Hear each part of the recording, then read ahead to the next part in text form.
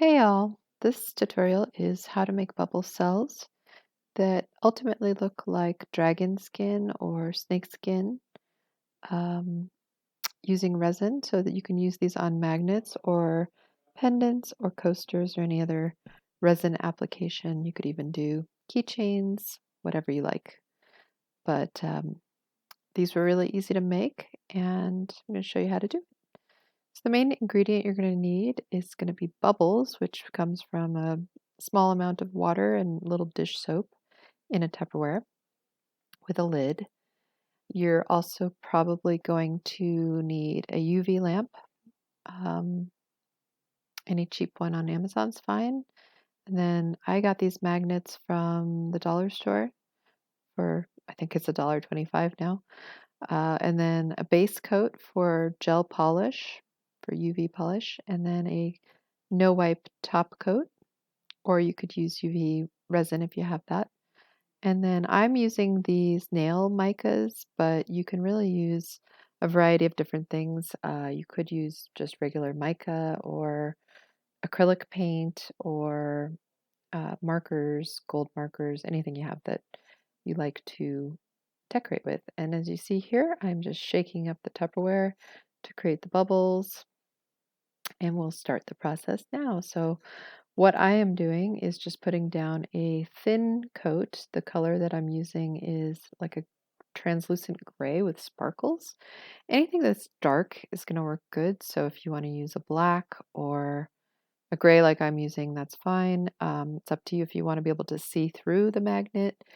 Obviously, with the translucent one that I'm using, you're going to see a little bit through the back of it. So if you don't want that, you could always put like a black layer of paint down or something opaque. And then you're just going to scoop out your bubbles, making sure you don't get water on there. But while the UV resin is still tacky and not lit up yet, put your bubbles on and go ahead and stick that in your lamp for 2 minutes. And here you can see the result is that snakeskin looking texture. And then here's where I'm just going to put any mica on. I have a color shifting one that I use on nails, and I can link to this. You can get these on Amazon. You could also use iridescent acrylic paint if you have any of that, or anything that you really would typically want to use for painting or just to give it that really pretty iridescent look. You could even use like a nail polish if you want to do that too. And next up, I'm going to get into my flakes. I have these chameleon flakes. I really like them. The only thing is they're very touchy, so they easily make a big mess. And if you breathe too hard, you will basically lose all of them. So if you do get these, just be really careful with opening them. And then if you had a fan or anything around, that would be a very bad idea. So yeah, you can see I'm just basically sponging it on with my little eyeshadow applicator. But you could use a brush or your finger if you prefer a different way to apply that. And then I wanted a little extra color, so here I'm putting a little acrylic iridescent paint on. And of course I keep going with it, so probably should have left a little more black. I like the contrast, having a little black in there. And at the end, I ultimately didn't have much black left, so it's up to you on how you want yours to look. But I would recommend, having some of that black left on there instead of doing what I did. But you can see how cool it comes out, and this is very iridescent, very sparkly. I put tons of different things on here, so we've got some holographic eyeshadow, um, and like I said, iridescent paint, and then the mica. And all right, now I'm ready to do the top coat. I'm using nail polish, but if you have UV resin, it probably would work even better, so you don't disrupt all the mica. And I think some of it did get maybe blended together using this brush. But if you had UV resin, just pour it on top until basically it fills in all those holes. Here I had to do quite a few layers just to get it all to go into the crevices and then make a smooth top, which honestly, it's not as smooth as I probably would want it to be. I could probably even put on a couple more layers even now. And I think I did this maybe 2 or 3 times. So yeah, so every time I put it under the lamp, I put it under for 2 minutes. So this is no exception. And again, I put a lot of layers on here, so it was under this lamp many times. And this was the final result for this one. I am really happy with how it came out. It's really pretty.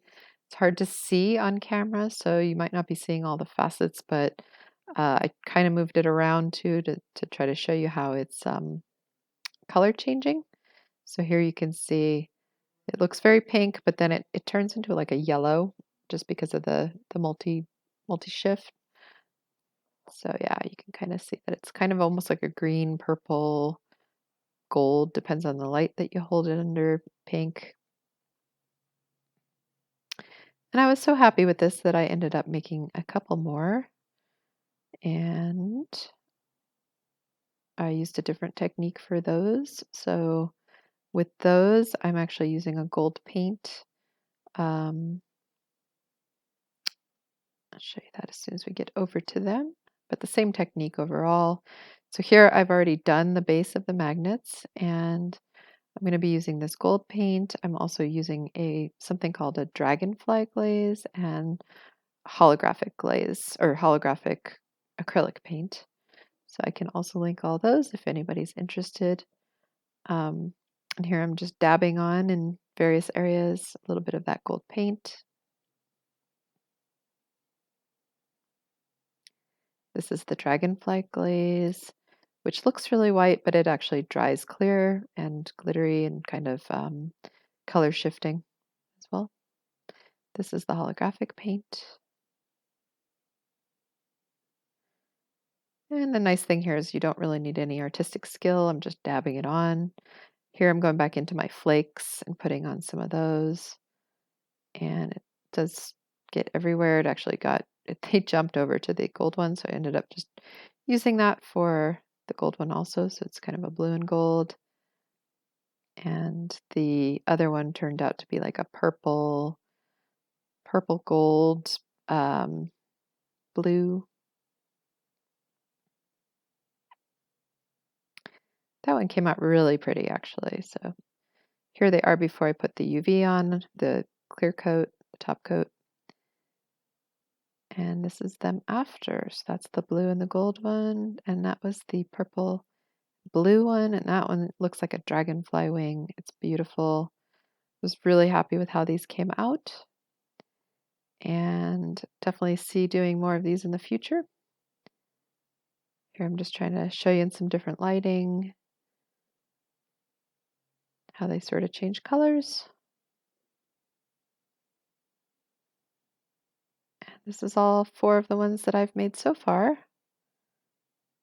And I hope you're willing to give it a try. It was really fun and I think it's really satisfying. Thanks so much for watching.